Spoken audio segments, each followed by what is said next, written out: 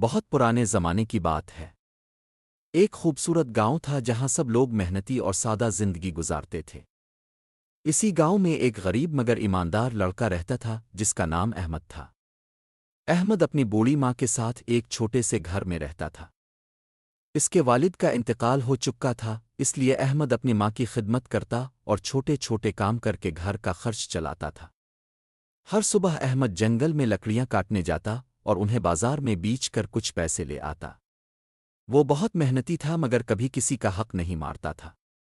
ایک دن جب احمد جنگل میں لکڑیاں کاٹ رہا تھا تو اچانک اس کی کلہاڑی ہاتھ سے پھسل کر دریا میں جا گری۔ احمد بہت پریشان ہو گیا کیونکہ وہی کلہاڑی اس کی روزی کا ذریعہ تھی۔ وہ دریا کے کنارے بیٹھ کر رونے لگا۔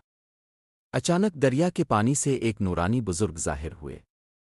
انہوں نے احمد سے پوچھا، بیٹے تم کیوں رو رہے ہو؟ احمد نے ادب سے جواب دیا، بابا جی میری کلہاڑی دریا میں گر گئی ہے، وہی میری روزی تھی، اب میں کیا کروں؟ بزرگ مسکرائے اور دریا میں غوطہ لگا کر باہر آئے۔ ان کے ہاتھ میں سونے کی کلہاڑی تھی۔ انہوں نے پوچھا، کیا یہ تمہاری کلہاڑی ہے؟ احمد نے فوراً کہا، نہیں بابا جی یہ میری نہیں ہے۔ بزرگ دوبارہ پانی میں گئے اور اس بار چاندی کی کلہاڑی لے آئے۔ انہوں نے پوچھا، کیا یہ تمہاری ہے؟ احمد نے پھر سچ بولتے ہوئے کہا، نہیں بابا جی میری کلہاڑی تو سادہ لوہے کی تھی۔ تیسری بار بزرگ پانی میں گئے اور لوہے کی کلہاڑی لے آئے۔ احمد خوشی سے بولا، جی بابا جی یہی میری کلہاڑی ہے۔ بزرگ احمد کی ایمانداری سے بہت خوش ہوئے۔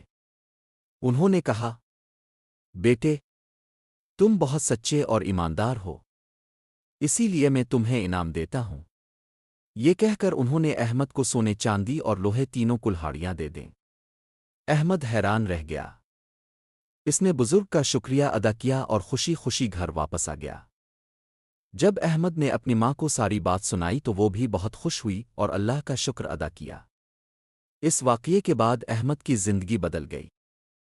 اس نے محنت اور ایمانداری سے کام کیا اور پورے گاؤں میں اس کی عزت ہونے لگی۔ لوگ دور دور سے آ کر کہتے، دیکھو ایمانداری ہمیشہ انسان کو کامیابی دیتی ہے۔